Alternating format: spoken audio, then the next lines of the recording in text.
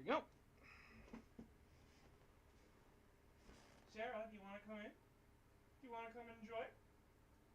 Because I don't want you scratching at the door. Don't. I really don't.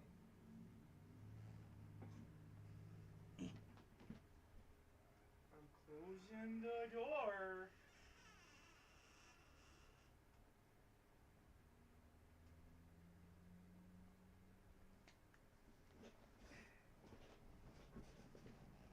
Alrighty then.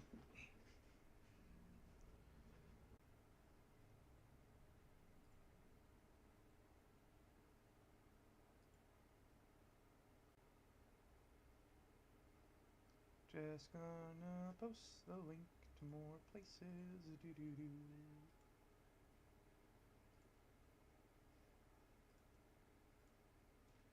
Door's cracked a little open, kitty. You can come on in whenever you want. Twitch streaming.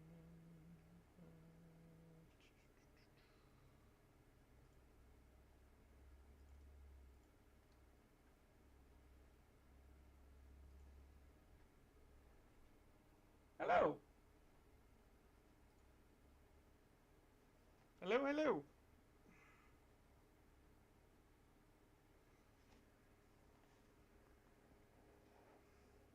Just adjusting things around my office. So that way, I am not uncomfortable when we continue this. Say hi. It's more Horus Rising. Dude, are those Gurren Lagann posters behind you? Gurren Lagann to my right. My Hero Academia to my left.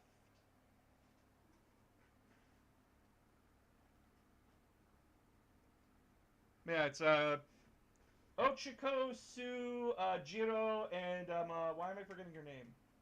It's the Acid Girl. Why am I forgetting her name? I'm forgetting her name. In Halloween costumes, and then over there, it's just the main crew posing together. Where are you from, man? I'm from Canada. Canada. Oh, it's great here.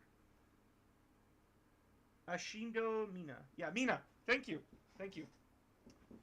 I just turned on the app while high and was wondering why you were sideways.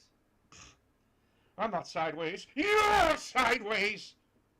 You look so familiar to some reason. Probably seen me somewhere. I'm in North Bay, Ontario. Oh, I've never been to North Bay.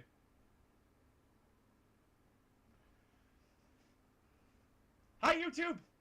Hi, YouTube chat! So, bit of a thing.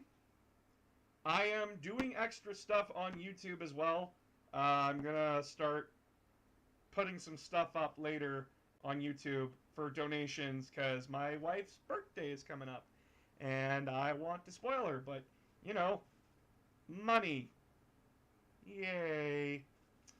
So if you can, please donate to the Ko-fi or please buy the merch. If you want, you can go into my profile. I just updated the link tree. And yeah.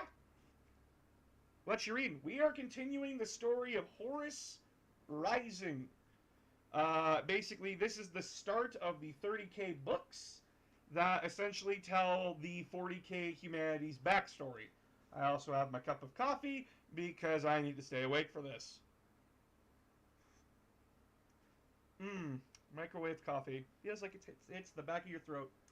I love your announcer of games bit. It always makes me laugh. Oh, thank you. Well, let's see where we left off.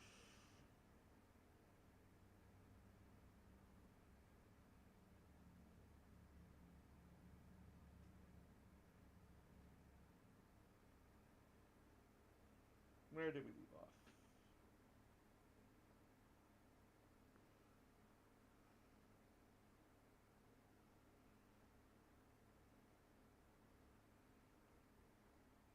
Ah, yes, Chapter 3. Chapter 3. If you want to find the first two chapters that we read, it is saved on my YouTube in the stream section. I promise it is good. Even if my voice acting is not to you. Chapter 3. Rep Levin, amongst the Remembrancers, raised to the fore. 3 months after the Battle of the High City, the first of the Remembrancers had joined the expedition fleet. Brought directly from Terra by mass conveyance, various chronicles and records had, of course, been accompanying Imperial forces since the commencement of the Great Crusade. 200 sidereal years earlier, but they had been individuals, mostly volunteers or accidental witnesses, gathered up like road dust on the advancing wheels of the Crusade hosts, and the records they had made had been piecemeal and irregular.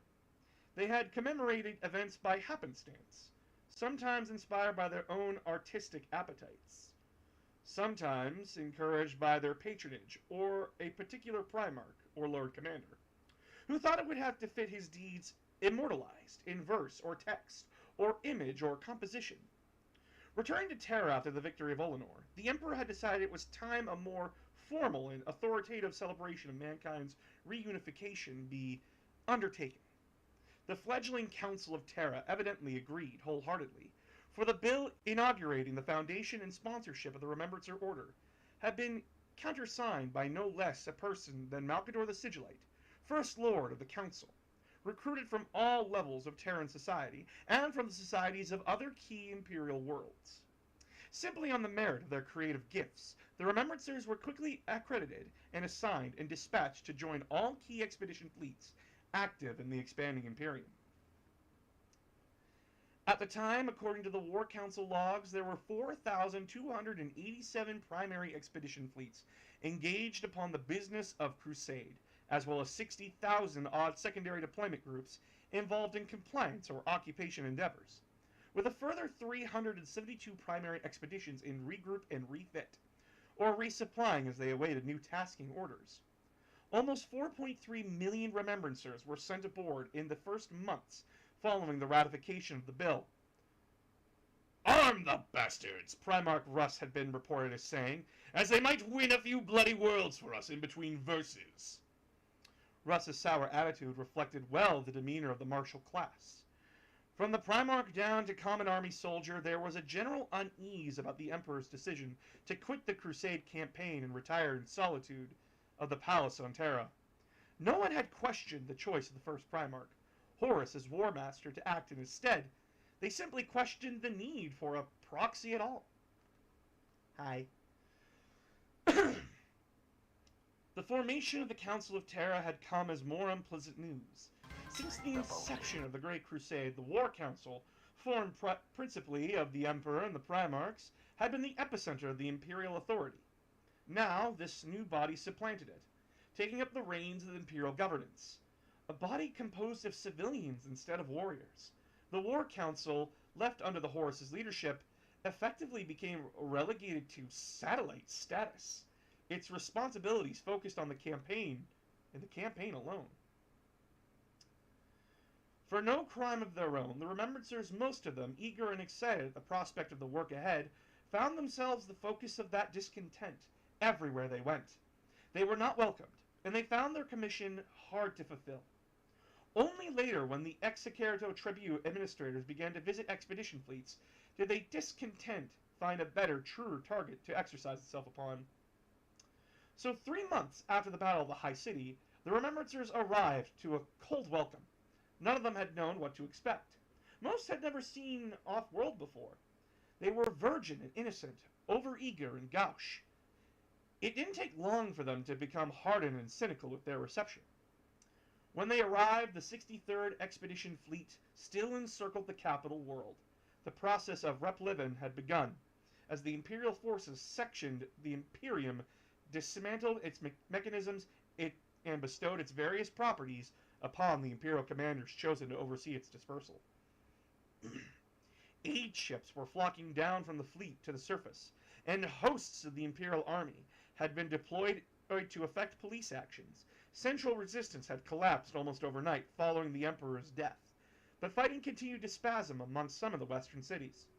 As well as on 3 of the other worlds in the system, Lord Commander Varvarus, an honorable, old-school veteran, was the commander of the same army forces attached to the expedition fleet, and not for the first time, he found himself organizing as an effort to pick up the pieces behind an Astartes spear tip.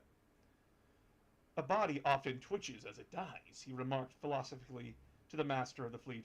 We're just making sure it's dead. The War Master had agreed to a state funeral for the Emperor. He declared it only right and proper, and sympathetic to the desires of a people they wished to bring into compliance, rather than crush wholesale. Voices were raised in objection, particularly as ceremonial interment of Hastor Sergianus had only taken place along with the formal burials of the battle brothers lost at the High City. Several Legion officers, including Abaddon himself, refused point blank to allow his forces to attend any funeral rites for the killer of Sergianus. The War Master understood this, but fortunately, there were other Astartes amongst the expedition who could take their place.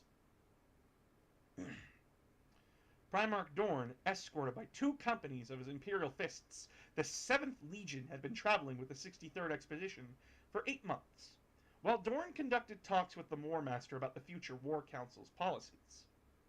Because the Imperial Fists had taken no part in the annexation of the planet, Rogel Dorn agreed to have his company stand tribute as the Emperor's funeral. He did this so the Luna Wolves would not have to tarnish their honor. Gleaming in their yellow plate, the Imperial Fist silently lined the route of the Emperor's cortege, as it wound its way through the battered avenue of the High City to the necropolis. By order of the War Master, bending to the will of the chief captains and, most especially, the Monorville, no remembrancers were permitted to attend. Ignis Carcassy wandered into the retiring room and sniffed at the decanter of wine. He made a face. It's fresh opened, Keeler told him sourly. Yes, but local vintage, Carcassy replied. This pretty little empire, no wonder it fell so easily.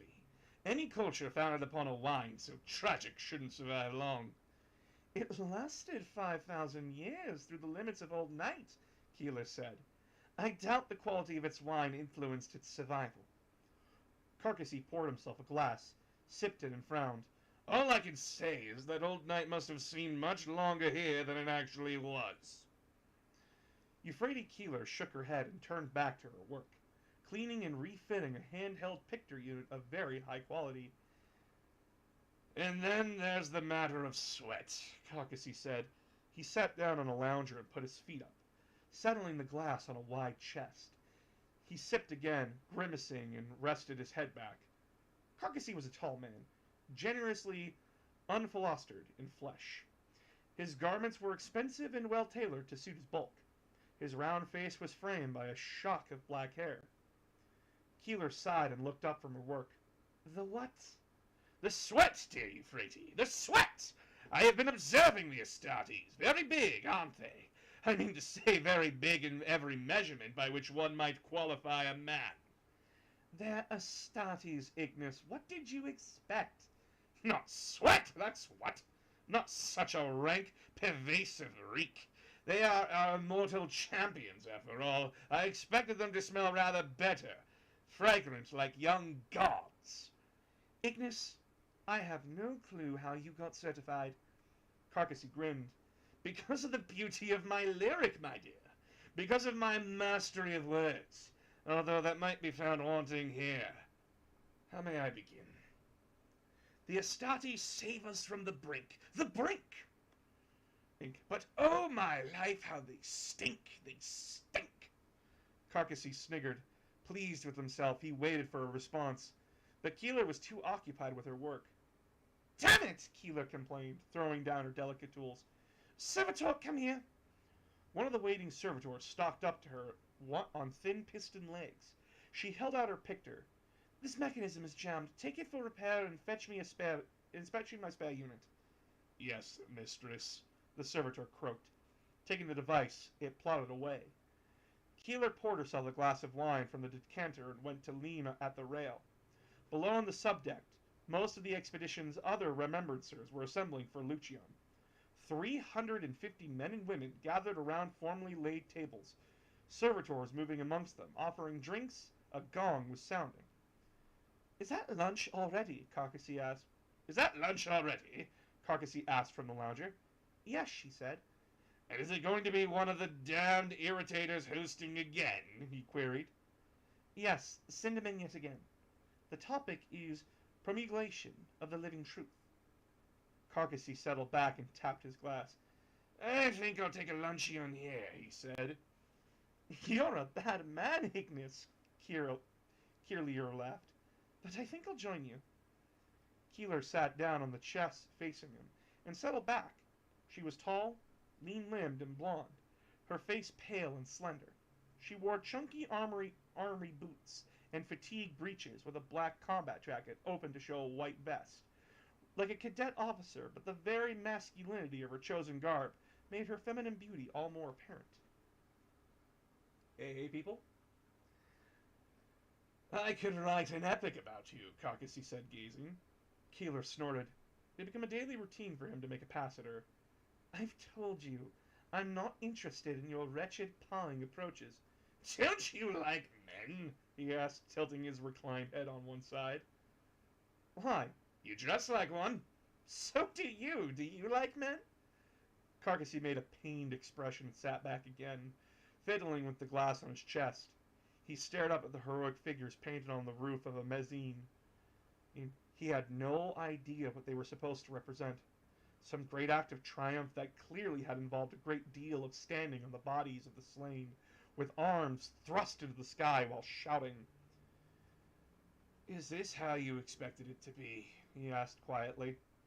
What? When you were selected, he said. When they contacted me, I felt so... So what? So... proud, I suppose. I imagined so much. I thought I would set foot amongst the stars and become part of mankind's finest moment. I thought I would be uplifted and thus produce my finest works. And you're not? Keeler asked. The beloved warriors we've been sent here to glorify couldn't be less helpful if they tried. I've had some success, Keeler said. I was down on the assembly deck earlier and captured some fine images. I've put in a request to be allowed to transit to the surface. I want to see the war zone firsthand. Good luck. They'll probably deny you. Every request for access I've made has been turned down. They're warriors, Ig. They've been warriors for a long time. They resent the likes of us. We're just passengers along for the ride, uninvited. You got your shots, he said. Keeler nodded. They don't seem to mind me. That's because you dress like a man, he smiled. The hatch slid open and a figure joined them in the quiet mezzanine chamber. Mercedes Ollerton went directly to the table where the decanter sat, poured herself a drink, and knocked it back. Then she stood silently gazing out at the drifting stars beyond the barge's vast window ports. What's up with her now? Carcassy ventured. Sadie? Keeler asked, getting to her feet and setting her glass down. What happened? Apparently, I just offended someone, Ollerton quickly pouring another drink. Offended? Who? Keeler asked. Some haughty marine bastard called Loken. Bastard! You got time with Loken? Carcassy asked, sitting up rapidly and swinging his feet to the deck. Loken! 10th Company Captain Loken! Yes, Ollerton said. Why? I've been trying to get near him for a month now, Carcassy said. Of all the captains, they say he is the most steadfast, and he's to take Sejanus's place, according to the rumor mill. How did you get authorization? I didn't, Ollerton said. I was finally given credentials for a brief interview with Captain Torgadon, which I counted as no small success in and of itself, given the days I've spent petitioning to meet him. But I don't think he was in the mood to talk to me. When I went to see him at the appointed time, his equerry turned up instead and told me Torgadon was busy. Torgadon had sent the equerry to take me to see Loken. Loken's got a good story, he said. Was it a good story? Keeler asked. Mercedes nodded. Best I've heard. But I said something he didn't like and he turned on me. Made me feel this small. She gestured with her hand and then took another swig. Did he smell of sweat? Carcassy asked. No, not at all. He smelled of oils, very sweet and clean. Can you get me an introduction? Carcassy asked. He heard footsteps when he called his name. Garvey! Loken looked around from a sword drill and saw through the bars of the cage. Nero Vipus framed in the doorway of the blade school. Vipus was dressed in black breeches, boots, and a loose vest. His truncated arm was very evident. The missing hand had been badged in sterile jelly and nanotech serums injected to reform the wrist so it could accept an augmented implant in a week or so. Loken could still see the scars where Vipus had used his chainsword to amputate his own hand. What? Someone to see you, Vipus said. If it's another damn remembrancer, Loken began. Vipus shook his head. It's not. It's Captain Toggaden. Loken lowered his blade and deactivated the practice cage. As Vipus drew aside, the target dummy and armature blades went dead around him, and the upper hemisphere of the cage slid into the roof space as the lower hemisphere retracted to the deck beneath the mat. Tariq Torgaden entered the blade school chamber, dressed in fatigues and a long coat of silver mail. His features were saturated, his hair black. He grinned at Vipus as the latter slipped out past him. Torgaden's grin was full of perfect white teeth. Thanks, Vipus. How's the hand? Mending, Captain. Fit to be rebonded. That's good, said Torgaden. Wipe your arse with the other one for a while, all right? Carry on. Vipus laughed and disappeared. Torgaden chuckled at his own quip and climbed the short steps to face Loken in the middle of the canvas mat. He paused at a blade rack outside the open cage, selected a long-handled axe and drew it out, hacking the air with it as he advanced. Hello, Garviel, he said. You heard the rumor, I suppose? I've heard all sorts of rumors, sir. I mean the one about you. Take guard. Loken tossed his practice blade onto the deck and quickly drew a tabar from the nearest rack.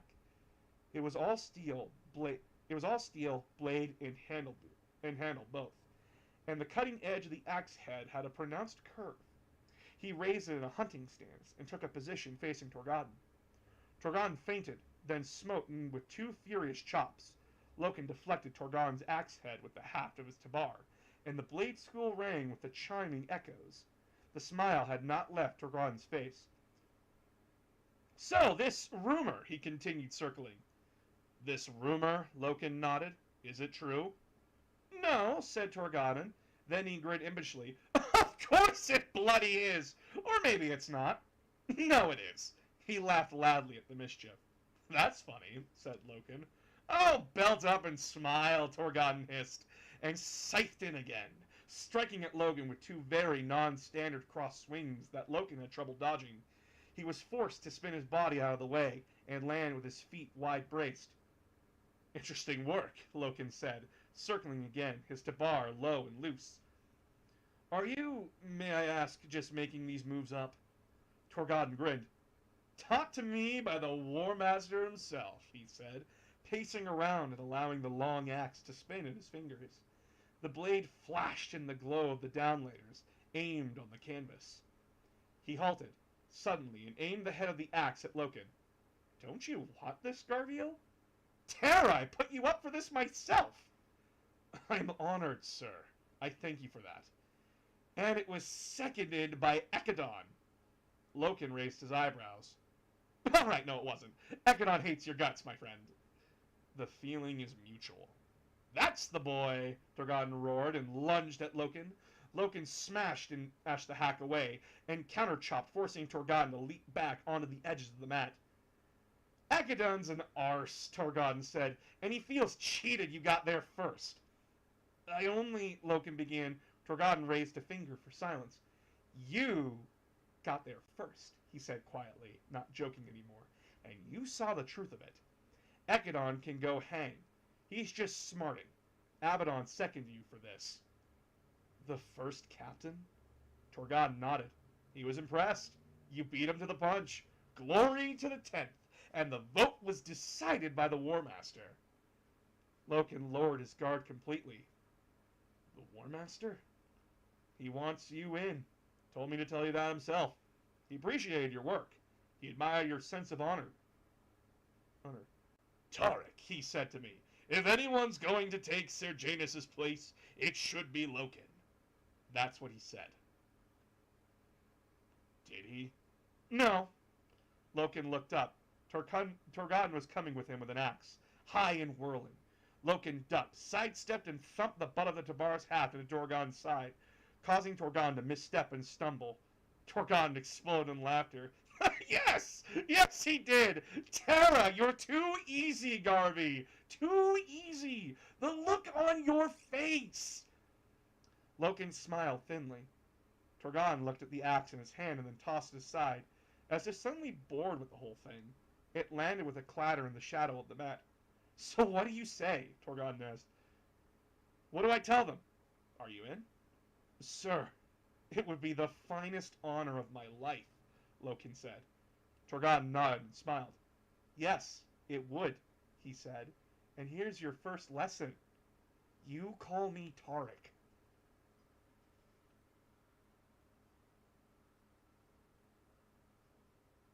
God, I really like Tarek and Loken's banter back and forth in this book. Tarek is described as the jokester. He's the fun man of the Legion. And he's the second company captain. He's technically in the rank structure of the Legions.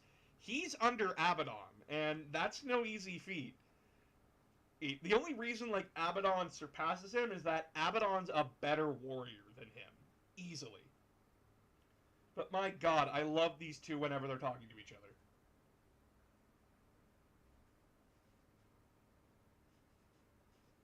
other. Ah! Okay. It was said that the iterators were selected via a process even more rigorous and scrupulous than the induction mechanisms of the Astartes. 1 man in 1,000 might become a Legion warrior, so the sentiment went. But only 1 in 100,000 is fit to be an iterator. Loken could believe that. A prospective Astartes had to be sturdy, fit, genetically receptive, and ripe for enhancement. Woo. A chassis of meat and bone upon which a warrior could be built. But to be an iterator, a person had to have a certain rare gift that belied enhancement. Insight, particularly political genius, keen intelligence. The latter could be boosted, either digitally or pharmaceutically, of course, and a mind could be tutored in history, ethic, politics, and rhetoric. A person could be taught what to think and how to express that line of thought, but he couldn't be taught how to think. If you're wondering what an iterator is, in Warhammer, they are essentially propaganda officers. So they're the people who, like, start rallies and shit like that. Post posters all over the place with propaganda of the Imperium's might, artwork, all that kind of stuff, and offer philosophical arguments for why their empire is correct. Loken loved to watch the iterators. If I'm not mistaken, Tarek and Loken were both from Synthonia and became warriors at the same time. I believe so? I'll have to look it up later. I know they've been friends for a while. Loken loved to watch the iterators at work. On occasions, he had delayed the withdrawal of his company so he could follow their functionaries around conquered cities and watched as they addressed the crowds. It was like watching the sun come out across a field of wheat.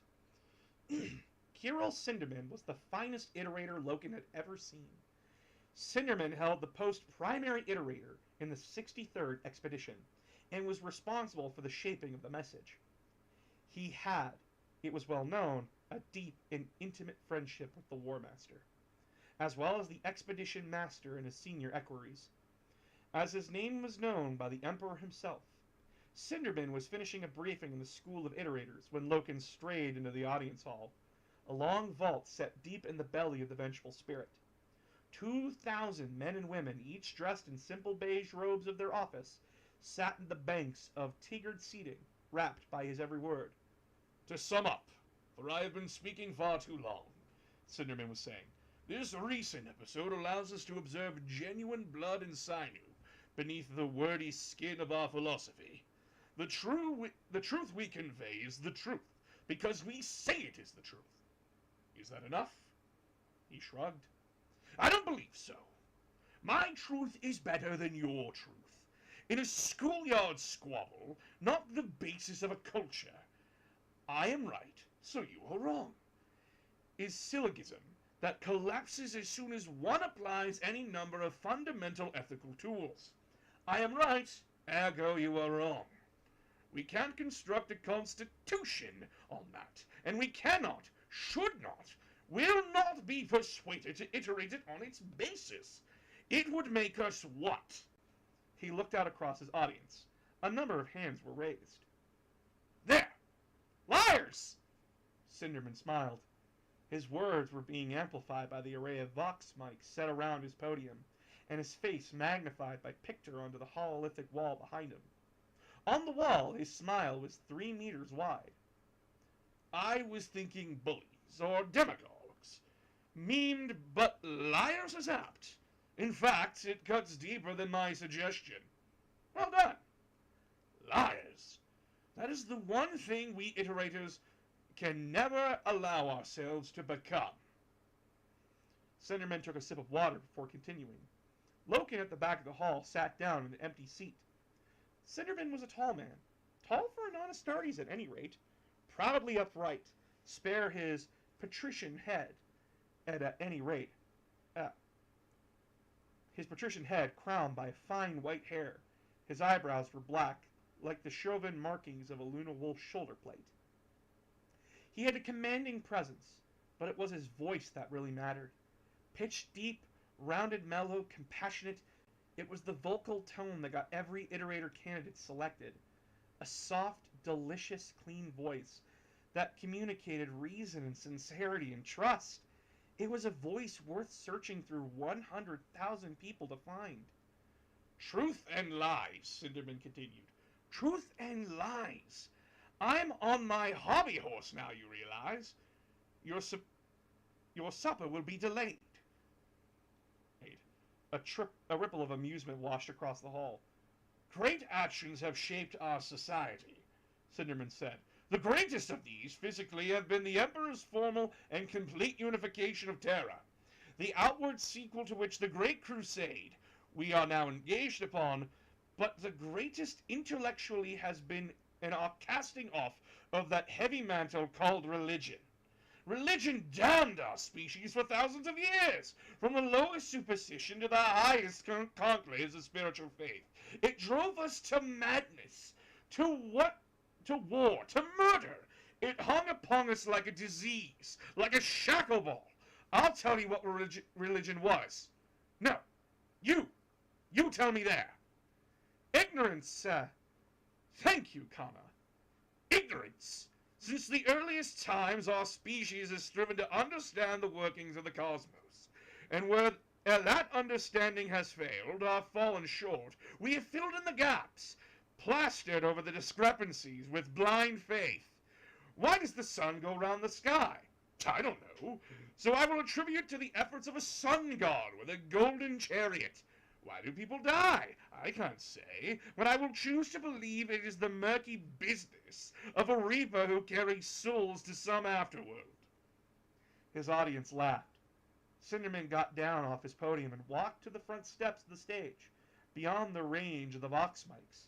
Though he dropped his voice low, its trained pitch, that practiced tool of all iterators, carried his words with perfect clarity, unenhanced throughout the chamber.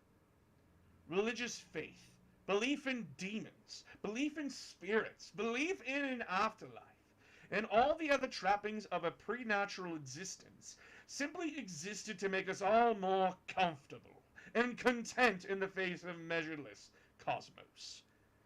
They were sops, bolsters for the soul, crutches for the intellect, prayers and lucky charms to help us through the darkness. But we have witnessed the cosmos now, my friends. We have passed amongst it. We have learned and understood the fabric of reality. We have seen the stars from beyond and found they have no clockwork mechanisms, no golden chariots carrying them abroad.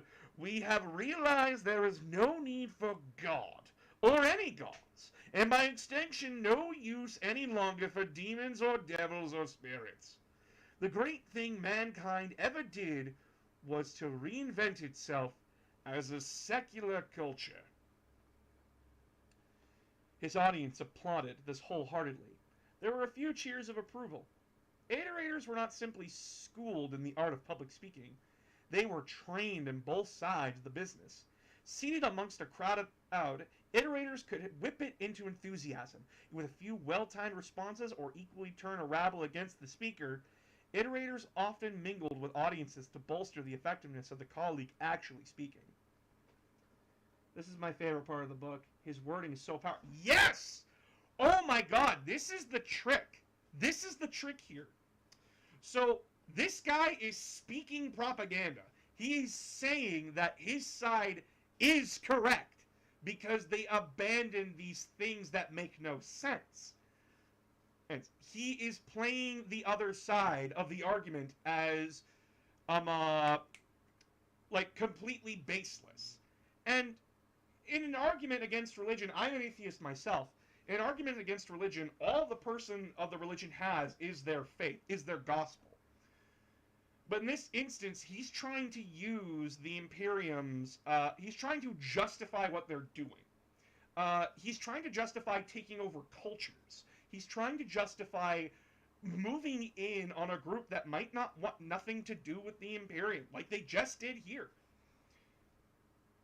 We saw that in the previous chapter where, like, Loken was asked, why couldn't you just leave us the fuck alone? And Loken didn't have a response to that guy. He was just like, yeah. This is the job of an iterator. A propaganda officer is to get you to agree with them, to support their ideals. And Dan Abnett, the author of this book, does such a fantastic fucking job at getting you to, like, your brain starts thinking, like, yeah, like, that makes sense. But you also have to understand the trick of the trade. It's just so well fucking done. Cinderman turned away as it finished, then swung back as the clapping petered out, his voice even softer and even more penetrating. But what of faith? Faith has a quality. Even when religion has gone, we still need to believe in something, don't we? Here it is. The true purpose of mankind is to bear the torch of truth aloft and shine it, even into the darkest places, to share our forensic, unforgiving, liberating understanding with the dimmest reaches of the cosmos, to emancipate those shackled in ignorance, to free ourselves and others from false gods, and take our place at the apex of sentient life. That is what we may pour faith into. That is what we can harness our boundless faith to. More cheers and clapping. He wandered back to the podium. He rested his hands on the wooden rails of the lectern. These last months, we have quashed an entire culture. Make no mistake, we haven't brought them to heel or rendered them compliant. We have quashed them, broken their backs, set them to flame. I know this because I know the War Master unleashed his Astartes in this action. Don't be coy about what they do. They are killers, but sanctioned. I see one now, one noble warrior, seated at the back of the hall. Faces turned back to crane at Loken. There was the flutter of applause. Cinderman started clapping furiously. Better than that! He deserves better than that! A huge, growing peal of clapping rose to the roof of the hall. Loken stood and took it in the embarrassed bow. The applause died away. The souls we have lately conquered believe in an imperium, a rule of man, Cinderman said as soon as the last flutter had faded. Nevertheless, we killed their emperor and forced them into submission. We burned their cities and stupid their warships. As we all have to say in response to their why, a feeble, I am right, so you are wrong? He looked down as if in thought. Yet we are right. They are wrong. This simple, clean faith we must undertake to teach them. We are right. They are wrong. Why? Not because we say so, because we know so. We will not say, I am right and you are wrong, because we have bested them in combat. We must proclaim it because we know it is the responsible truth. We cannot, should not, will not promulgate the idea for any other reason than we know, without hesitation, without doubt, without prejudice, that it is the truth. And upon that truth we bestow our faith. They are wrong. Their culture was constructed upon lies. We have brought them to the keen edge of truth and enlightened them. On that basis, and that basis alone, go from here and iterate our message. He had to wait, smiling until the uproar subsided. Your supper's getting cold. Dismissed. The student iterators began to file slowly out of the hall. Cinderman took another sip of water from the glass set upon his lectern, and walked up the steps from the stage to where Loken was seated. Okay, that's where the trick is. That's where the trick is. He just used the same argument, he just changed the wording. How do you know you're right? How do you know you're right? You don't know. He never offered an argument as to why they were right. He just said they know they are. Cool. I know that the sun is hot. Cool. You can make just the same argument that it's cold. Because you know you are right. It's the same argument that was just plastered at the beginning. The difference is that you have to hold a confidence when talking to somebody. It doesn't matter if you're wrong. Because you know you're right. No one can argue that with you. You're right, you know you're right, but he never proves why they're right. He never proved why it was okay to invade this planet. Why it was okay to kill their emperor. Why it was okay to break their culture. To now force upon an imperial belief upon the people. He never argues that. But his words are so powerful that no one questions him. You don't go back to think. That's the job of a propaganda officer. Your thinking stops where it begins. I know I'm right, therefore you're wrong. That's the beauty of this. And this is, like, part of the reason why I wanted to read this is because, like, I want to have, like, a discussion about it and talk about it while we read. And that we can, like, work out why people miss this messaging when it comes to Warhammer. When it comes to critical analysis of a book, you really have to look at what people are saying. Cinderman is a good propaganda officer. He did not once let someone question him. He did not once ask for open debate. He kept the conversation to where it needed to be. To prove himself right. And he had agents, people that already knew how to work up a crowd within this group of people. He already had the bar set. This audience was just a hype squad for the idea.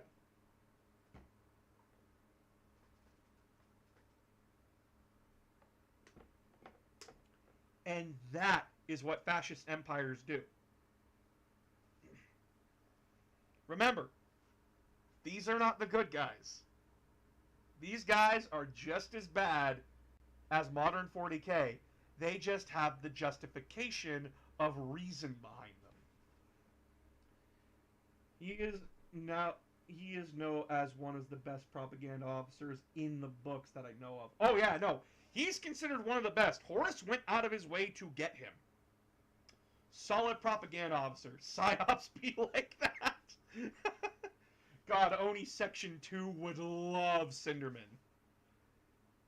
Did you hear anything you liked? He asked, sitting down beside Loken and smoothing the skirts of his robes. You sound like a showman, he said, or a carnival peddler advertising his wares. Cinderman crooked one black eyebrow. Oh, there's an error in there. Cute. He crooked one black eyebrow.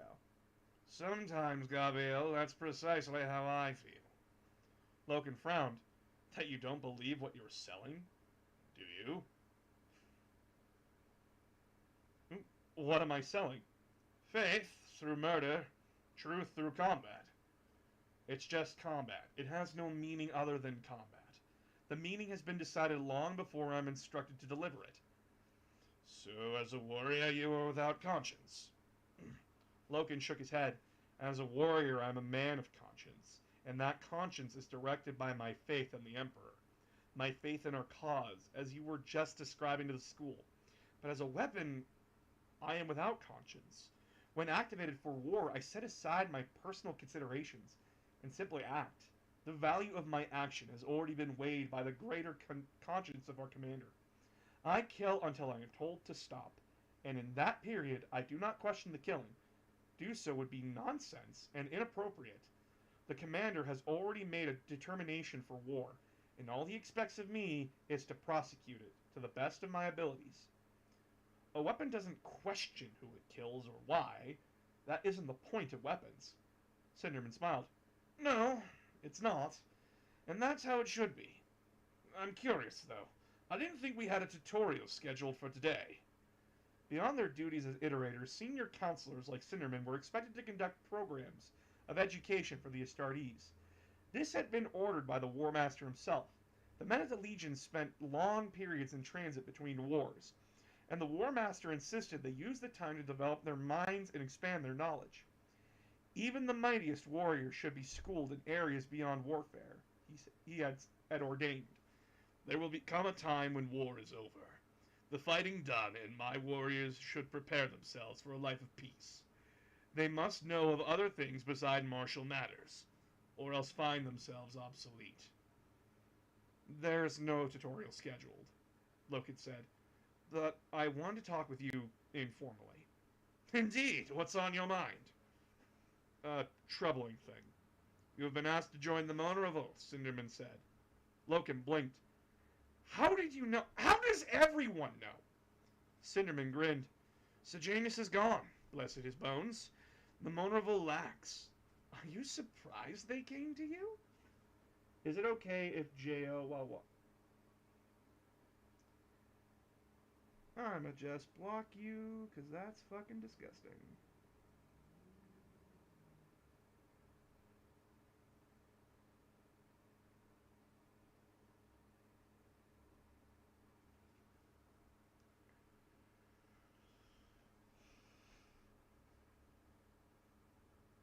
I am? I'm not. You chase Abaddon and Ceterae with your glories, Loken. The War Master has his eye on you. So does Dorn. Primarch Dorn? Are you sure? I have been told he admires your phlegmatic humor, Garvio. That's something coming from a person like him. I'm flattered. You should be. Now what's the problem? Am I fit? Should I agree? Cinderman laughed. Have faith, he said. There's something else, Loken said. Go on. A remembrancer came to me today. Annoyed me deeply. To be truthful, but there was something she said. She said, could we have not just left them alone? Who? Those people. This Emperor. Gaviel, you know the answer to that. When I was in the tower, facing that man... Cinderman frowned. The one who pretended to be the Emperor? Yes. He said much the same thing. Quartz from his quantifications teaches us that the galaxy is a broad space, and that much I have seen. If we encounter a person, a society in the cosmos, that disagrees with us, but is sound of itself, what right do we have to destroy it? I mean, could we not just leave them be and ignore them? The galaxy is, after all, such a broad space.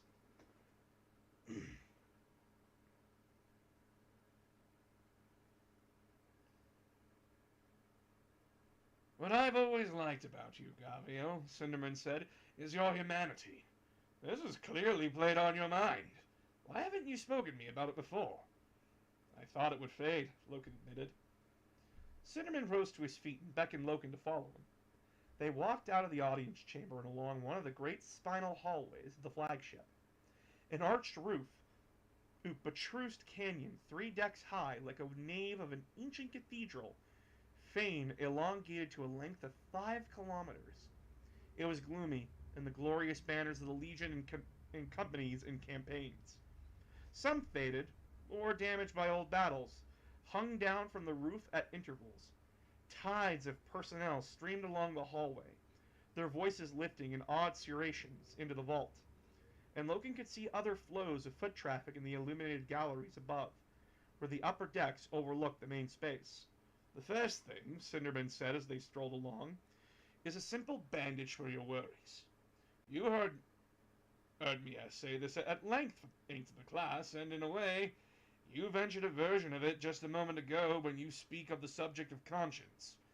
You are a weapon, Garville, as an example of the finest instrument of destruction mankind has ever wrought. There must be no place inside you for doubt or question. You're right, weapons should not think. They should only allow themselves to be employed where the decision to use them is not theirs to make. That decision must be made with great and terrible care and ethical consideration beyond our capacity to judge, by the Primarch and the commanders. The War Master, like the beloved Emperor before him, does not employ you lightly. Only with a heavy heart and a certain determination does he unleash the Astartes. The Adaptus Astartes is the last resort, and is only ever used that way." Loken nodded. "This is what you must remember. Just because the Imperium has Astartes, and thus the ability to defeat, and if necessary annihilate any foe, that's not the reason it happens. We have deployed the means to annihilate. We have deployed warriors like you, Garville, because it is necessary. A necessary evil, a necessary instrument. Right does not follow might. Mankind has a great empirical truth to convey, a message to bring, for the good of all. Sometimes that message falls on unwilling ears. Sometimes that message is spurned and denied, as here. Then, and only then, thank the stars that we own the might to enforce it. We are mighty because we are right, Garville. We are not right because we are mighty. Vile the hour when that reversal becomes our credo."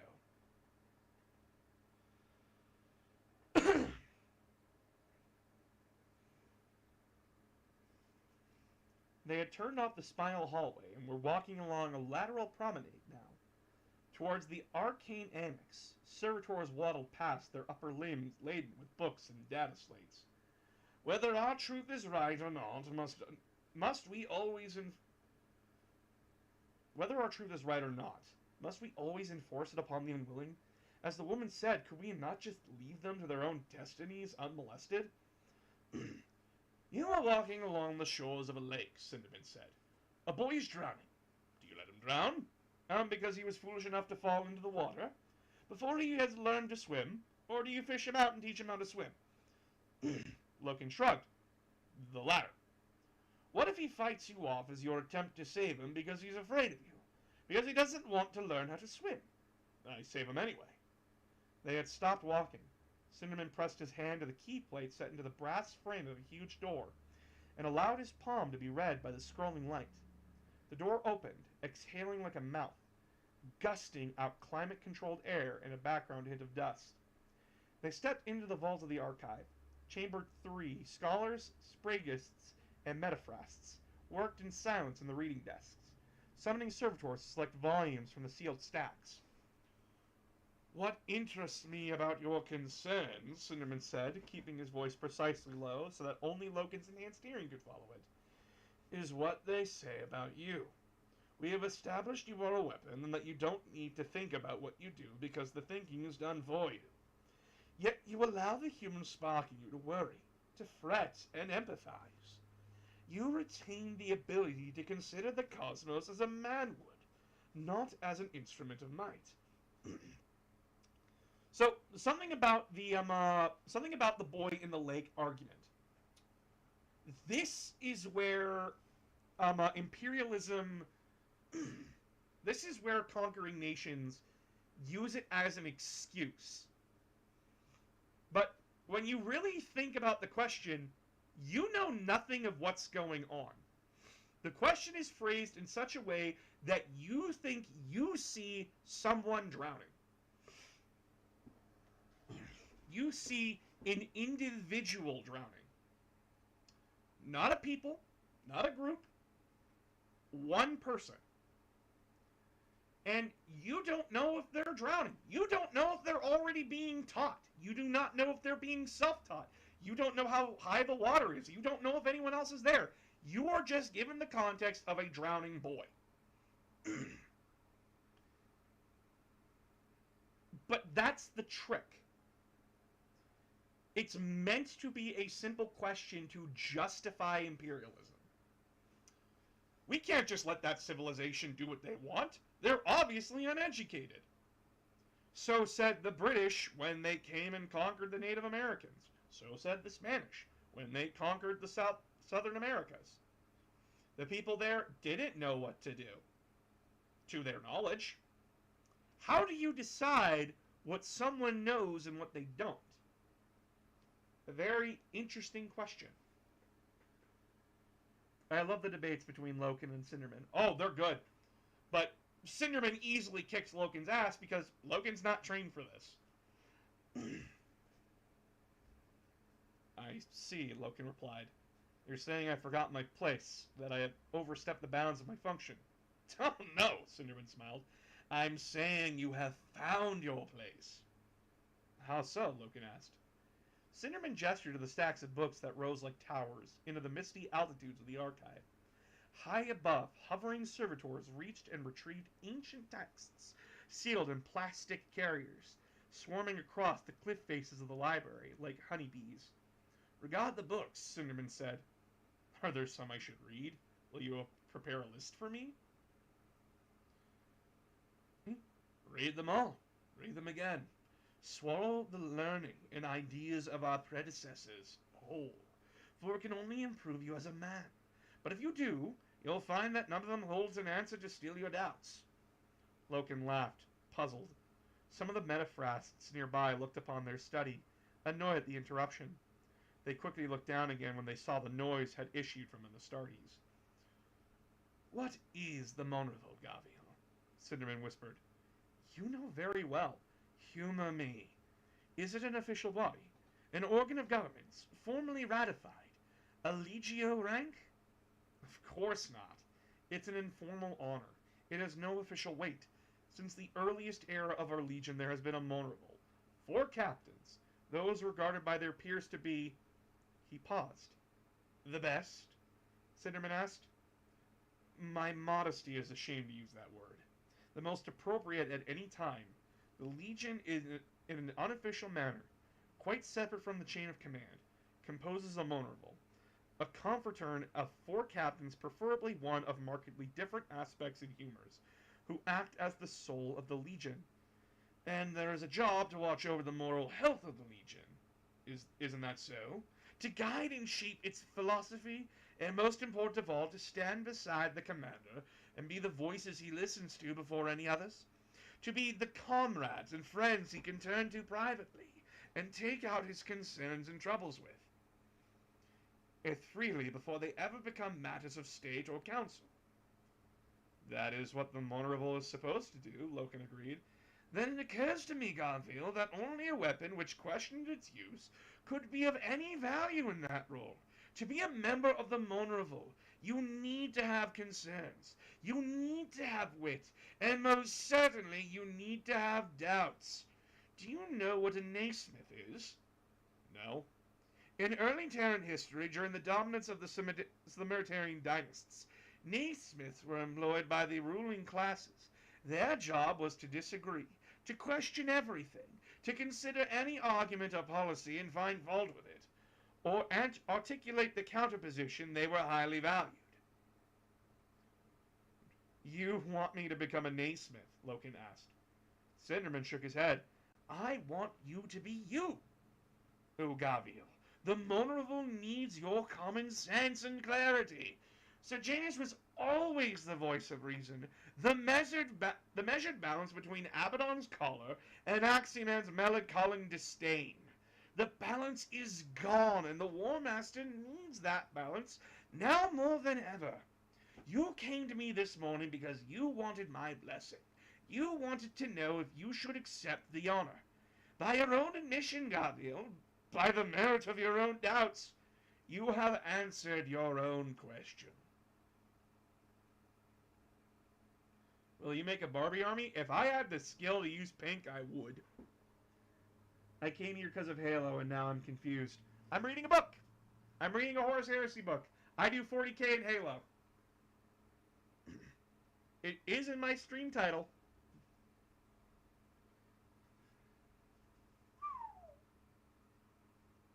I think I can do one more chapter. 4. Summoned. Ezekiel by name. A winning hand. She had asked what the planet was called, and the crew of the shuttle had answered her Terra, which was hardly useful. Mercedes Ulleton had spent the first 28 years of her 29-year life on Terra, and this wasn't it. The iterator sent to accompany her was of little better use. A modest, olive-skinned man in his late teens.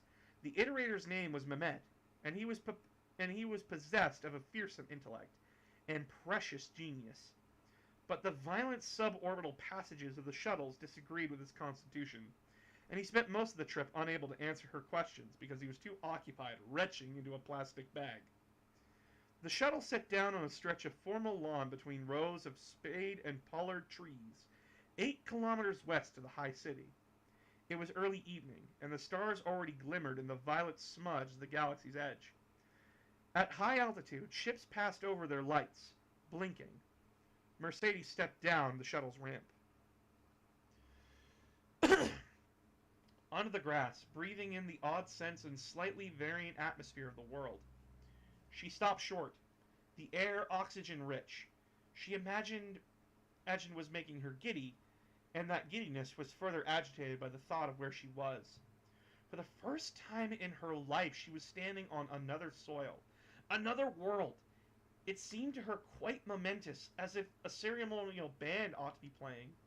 She was, as far as she knew, one of the very first of the Remembrancers to be granted access to the surface of a conquered world.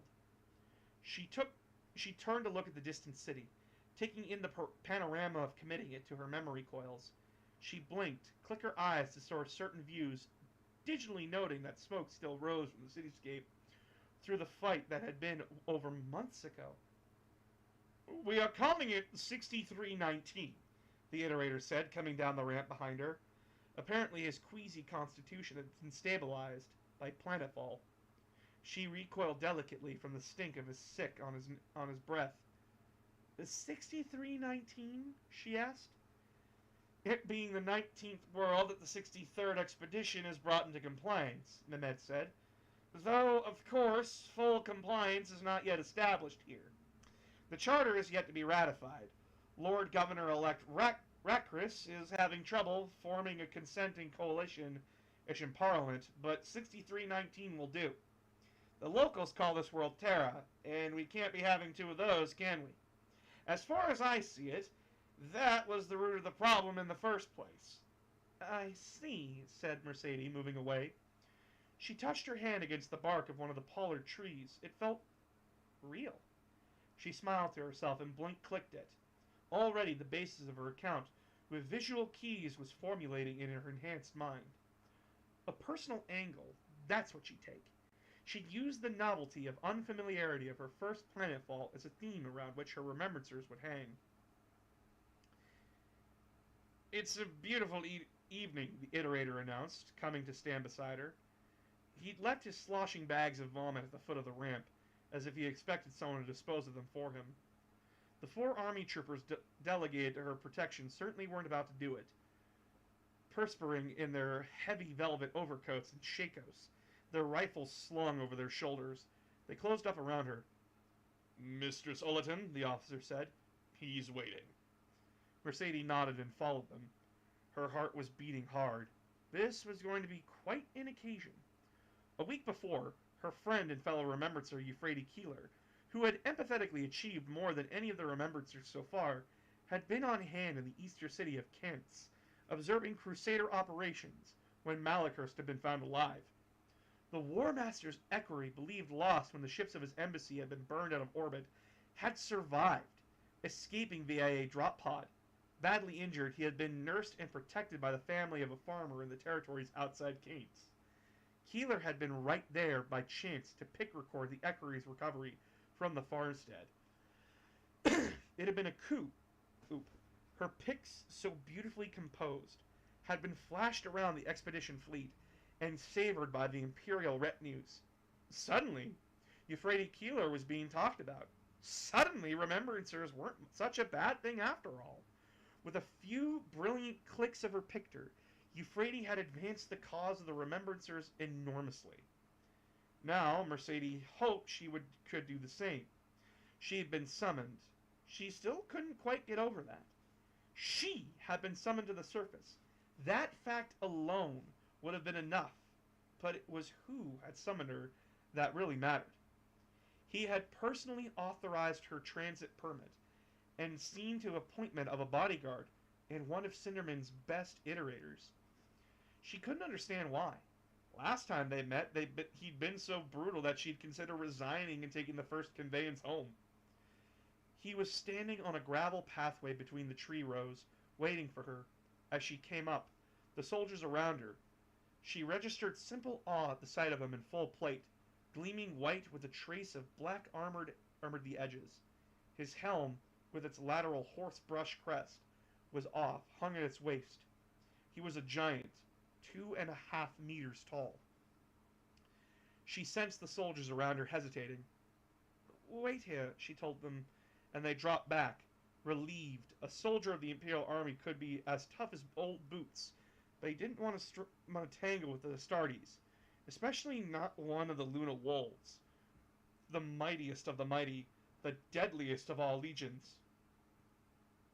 "You two," she said to the iterator. "Oh, right," Mehmed said, coming to a halt. "The summon was personal."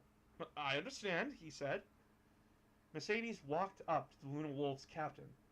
He towered over her, so much she had to shield her eyes with her hand against the setting sun to look up at him.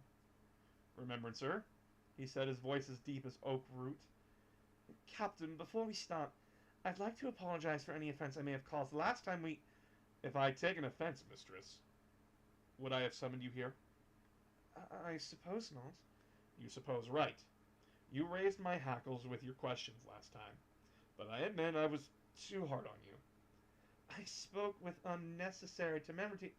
"It was the temerity that caused me to think of you," Loken replied. "I can't explain further. I won't, but you should know that it was your very speaking out of turn that brought me here.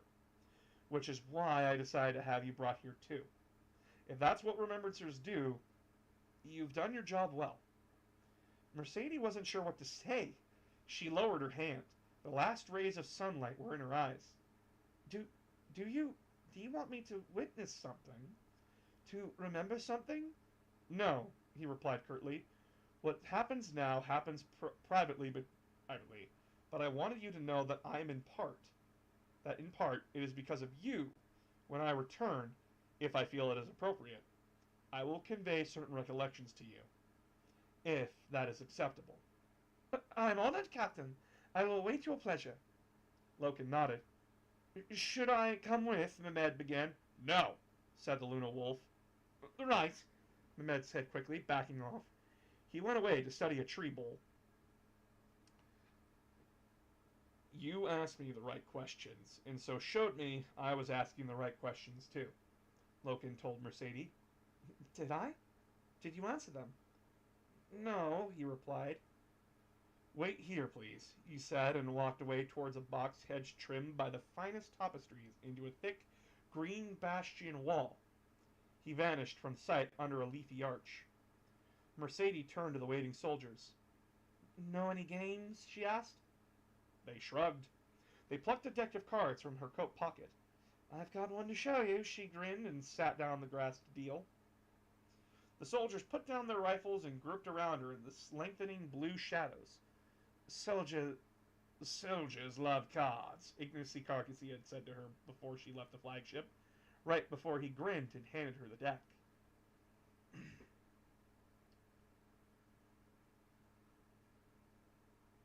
Beyond the high edge, an ornamental water garden lay in the shadowy ruin. The height of the edge and the neighboring trees, just now becoming spiky black shapes against the rose sky, screened out what was left of the direct sunlight. The gloom upon the gardens was almost misty. The garden had once been composed of a rectangular outlet slabs laid like giant flagstones, surrounding a series of squares, shallow basins where lilies and bright water flowers had flourished in pebbly sinks, fed by some spring of water source. Frail ghost ferns and weeping trees had edged the pools. During the assault of the high cities, shells of airborne munitions had bracketed the area, felling many of the plants and shattering a great number of the blocks. Many of the outslight slabs had been dislodged, and several pools greatly increased in breadth and depth by the addition of deep, gouging craters. But the hidden spring had continued to feed the place, filling the shell holes and pouring overflow between the dislodged stones. The whole garden was a shimmering flat pool in the gloom out which tangled the branches, broken root balls and asymmetric shards of rock stuck up in the miniature archipelagos. Some of the intact block slabs, 2 meters long and half a meter thick, had been rearranged, and not randomly by the blasts. They had been levered out to form a walkway to the pool area. A stone jetty sunk almost flush with the water surface. Loken stepped out onto the causeway and began to follow it. The air smelled damp, and he could hear the clack of amphibians and the hiss of evening flies. Water flowers, their fragile colors almost lost in the closing darkness, drifted onto the still water either side of the path. Loken felt no fear. He was not built to feel it. But he registered a trepidation, in anticipation that made his heart beat. He was, he knew, about to pass a threshold in his life, and he held faith that what lay beyond that threshold would be provident. It also felt right that he was about to take a profound step forward in his career. His world, his life had changed greatly of late, with the rise of the War Master and the consequent alteration of the Crusade, and it was only proper that he changed with it. A new phase, a new time.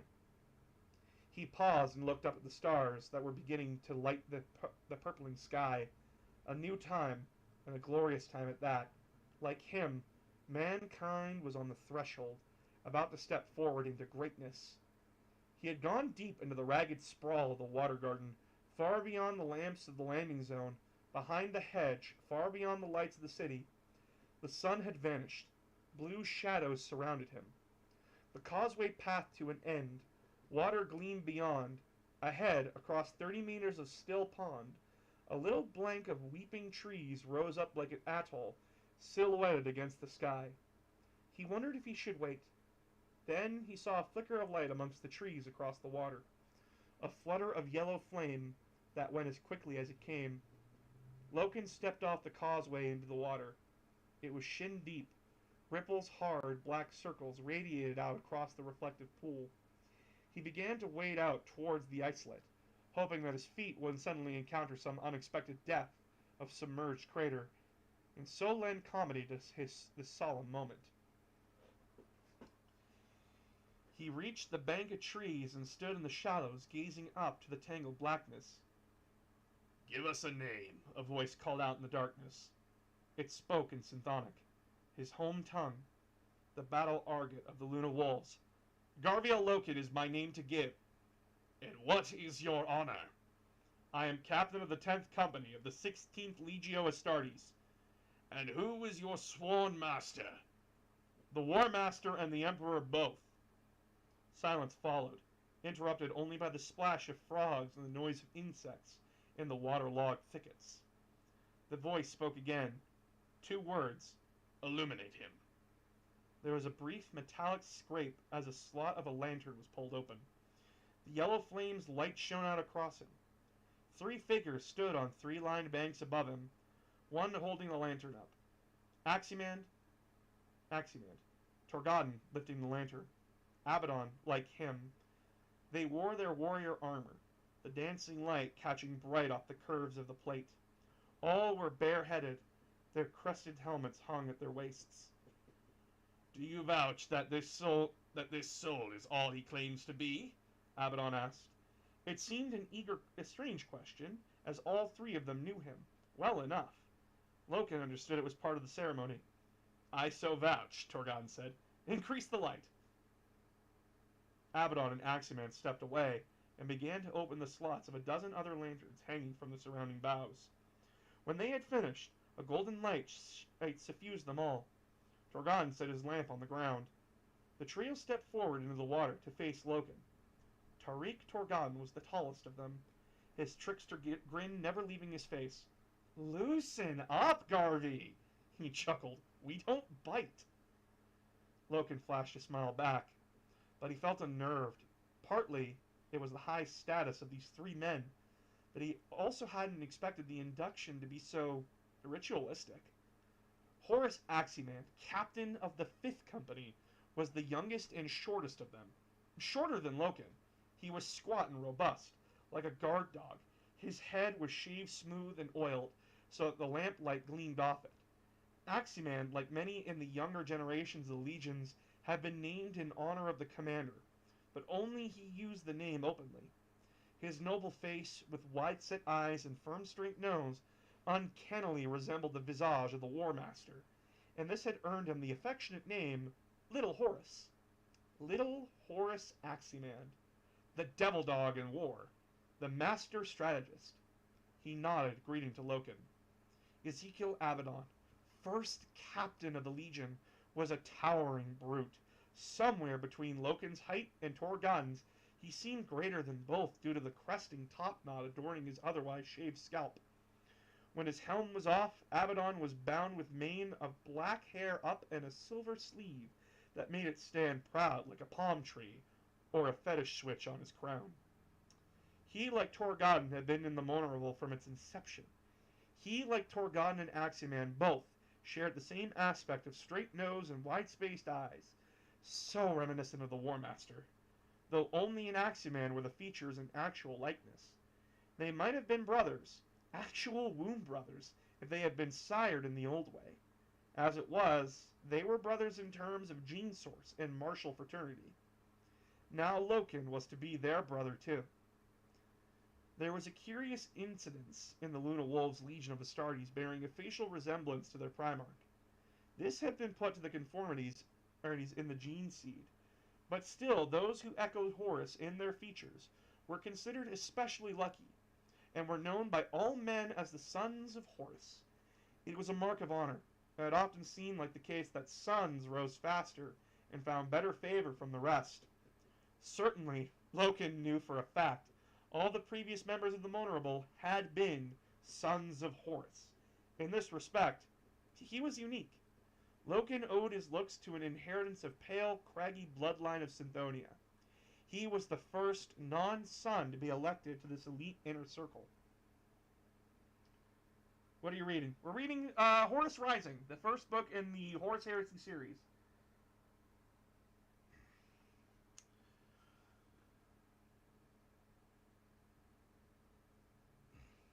Though he knew it couldn't be the case, he felt as if he had achieved this eminence through simple merit, rather than the altruistic whim of physiognomy. This is a simple act, Abaddon said, regarding Loken. You have been vouched for here, and proposed by great men before that.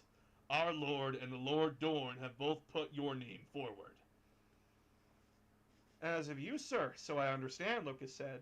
Abaddon smiled. Few match you in soldiering, Garviel. I had my eye on you, and you proved my interest when you took the palace ahead of me. Luck. There is no such thing as luck, said Aximan gruffly. He only says that because he never has any, Torgon grinned. I only say that because there's no such thing, Aximan objected. Science has shown us this. There is no luck. There is only success or the lack of it. Luck, said Abaddon. Isn't that just a word for modesty? Garviel is too modest to say. Garviel's too modest to say. Yes, Ezekiel, I bested you. I won the palace and triumphed where you did not. For he feels that would not become him. And I admire modesty in a man. But the truth is, Garviel, you are here because you are a warrior. a superlate of talents. We welcome you. Thank you, sir, Loken said. A first lesson, then, Abaddon said. In the Monorable, we are equals. There is no rank. Before the men, you may refer to me as Sir, or First Captain. But between us, there is no ceremony. I am Ezekiel. Horus, said Aximan. Tariq, said Torgodon. I understand, Loken answered. Ezekiel. The rules of our confratern are simple. Simple, Aximan said, and we will get to them. But there is no structure to the duties expected of you. You should prepare yourself to spend some more time with the command staff and function at the War Master's side. Have you a proxy in mind to oversee the tent in your absence? Yes, Horus, Loken said. Vipus? Torgodon smiled. I would, Loken said, but the honor should be Jubal's, seniority and rank. Aximan shook his head. Second lesson, go with your heart. If you trust Vipus, make it Vipus. Never compromise. Jubal's a big boy, he'll get over it. There will be other duties and obligations. Special duties, Abaddon said. Escorts, ceremonies, embassies, planning meetings. Are you sanguine about that? Your life will change. I am sanguine, Loken nodded. Then we should mark you in, Abaddon said. He stepped past Loken and wadded forward into the shallow lake. Away from the light of the lamps, Aximan followed him. Torgodon touched Loken on the arm and ushered him along as well. Jubal, in fact, did not get over it.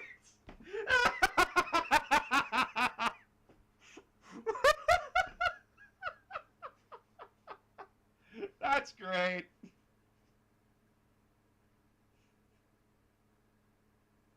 They strode out into the black water and formed a ring. Abaddon bade them stand, stock still until the water ceased to lap and ripple. It became mirror smooth. The bright reflection of the rising moon wavered onto the water between them.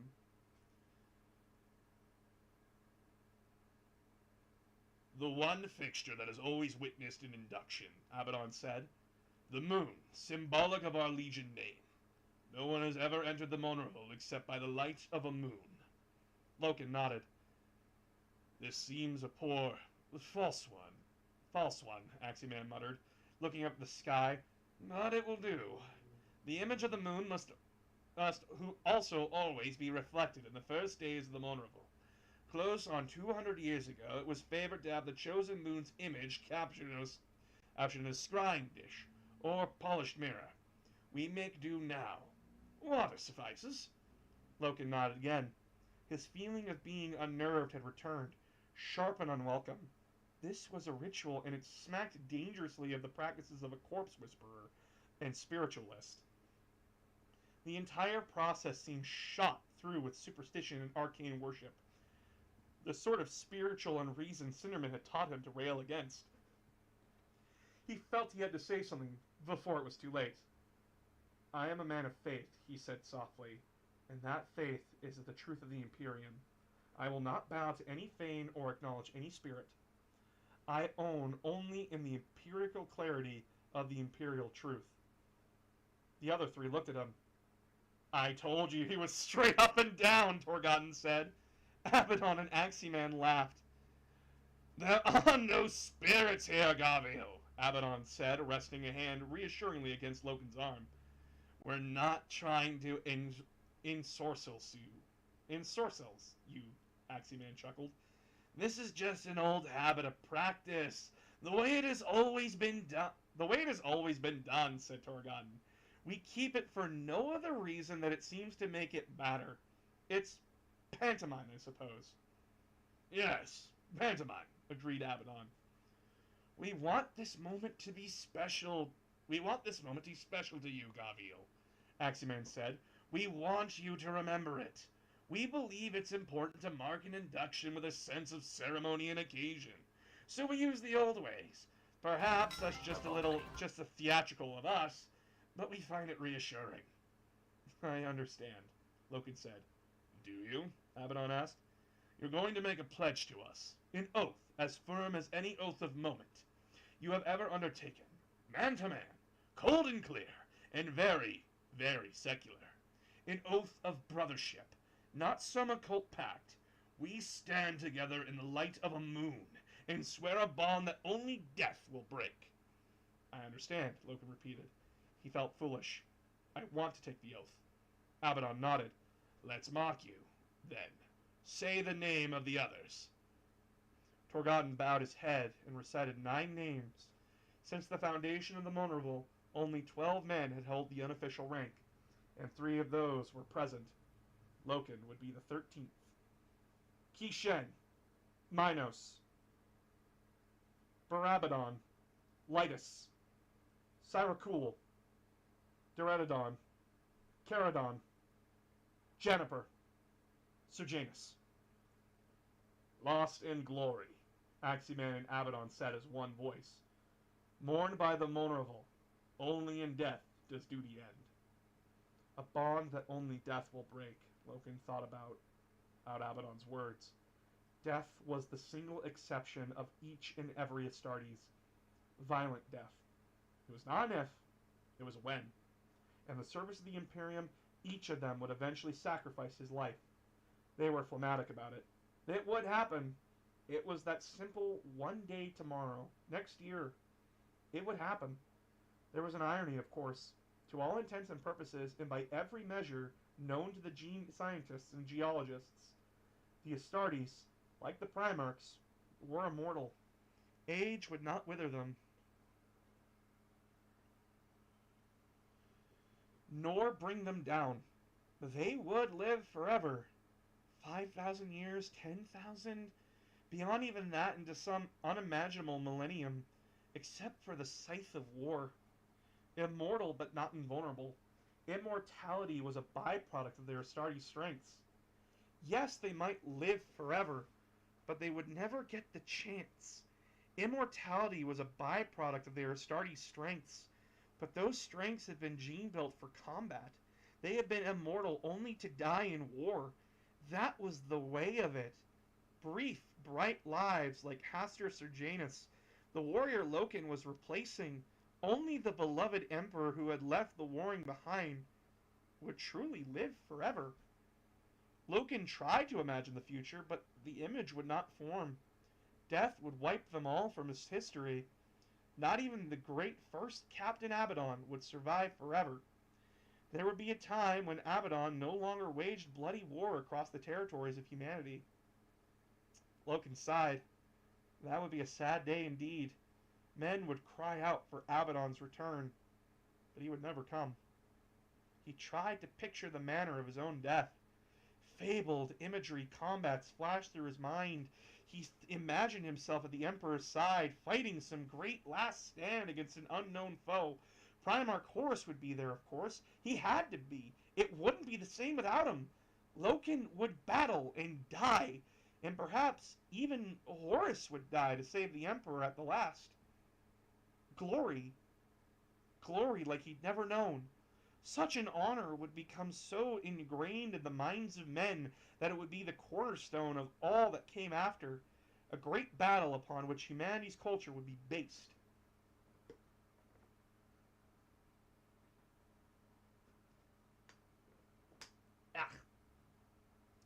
Then, briefly, he imagined another death, alone, far away from his comrades and his legion, dying from cruel wounds on some nameless rock, his passing as memorable as smoke. Loken swallowed hard. Either way, his service was to the Emperor, and his service would be the true end. The names are said, Abaddon intoned, and of them we hail Serjanus, latest to fall. Hail Serjanus! Torgodon and Aximan cried. Garvia Loken, Abaddon said, looking at him. We ask you to take Serjanus' place. How say you? I will do this thing gladly. Will you swear an oath to uphold the confratern of the Monerval? I will, said Loken. Will you accept our brothership and give it back as a brother? I will. Will you be true to the Monerval to the end of your life? I will. Will you serve the Luna Wolves for as long as they bear that proud name? I will, said Loken. Do you pledge to the commander who is Primarch over us all? All? Asked Aximand. I so pledge.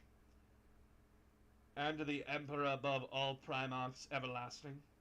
I so pledge.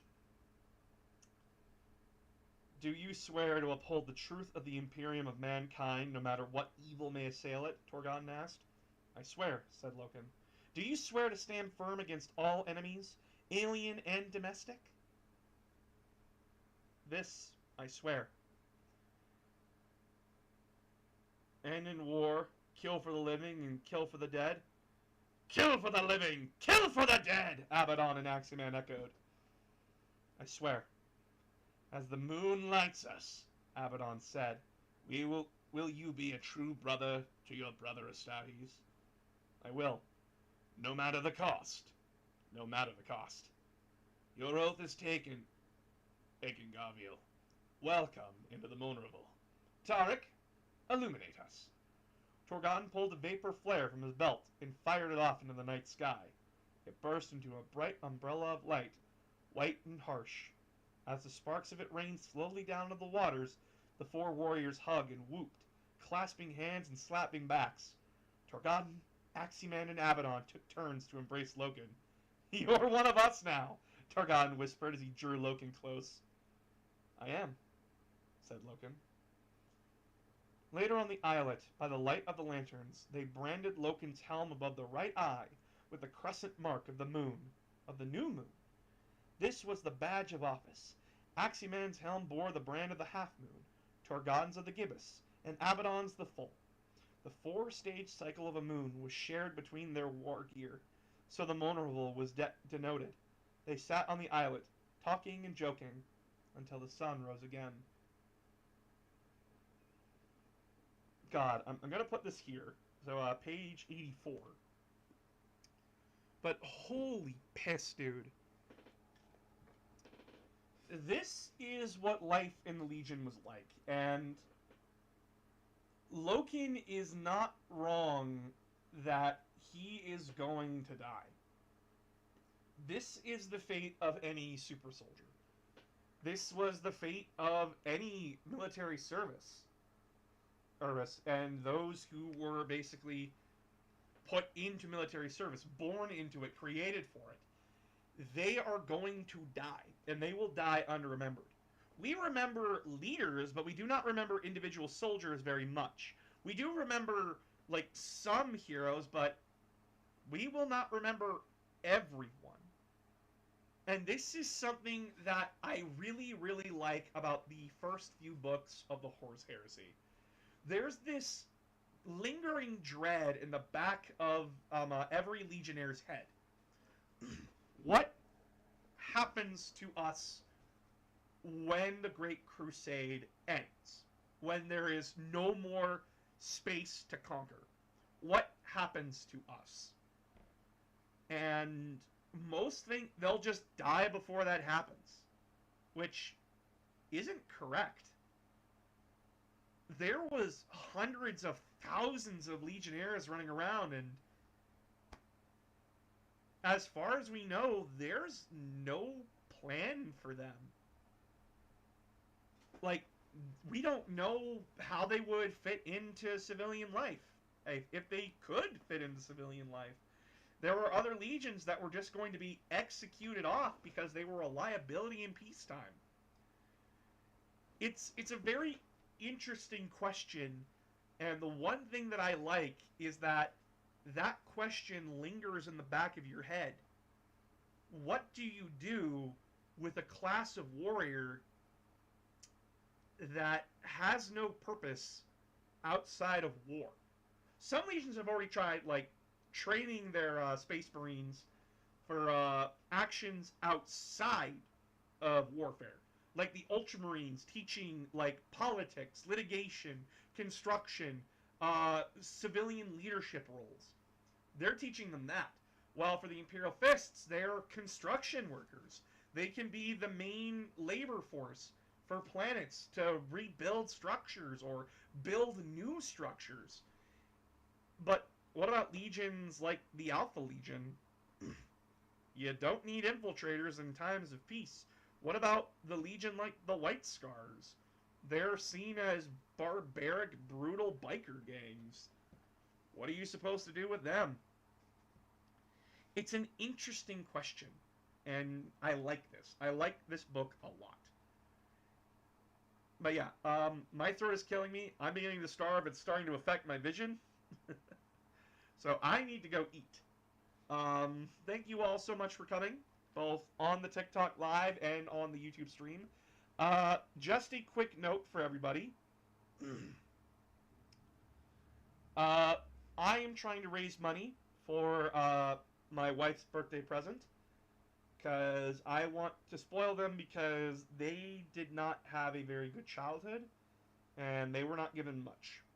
So I want to pay that back in a way. I fixed the link tree in my bio on my profile, and I would like if you could go to it, buy the merch, or donate straight to my Ko-fi, which is linked on the YouTube there, or you can join my Discord, which has a direct link to it through my supporting boss channel. But I thank you all so much, and I really hope that you guys continue to join me for these when I do them. But I gotta go. I am tired, and I want to eat. So, thank you so much. Good night, everybody.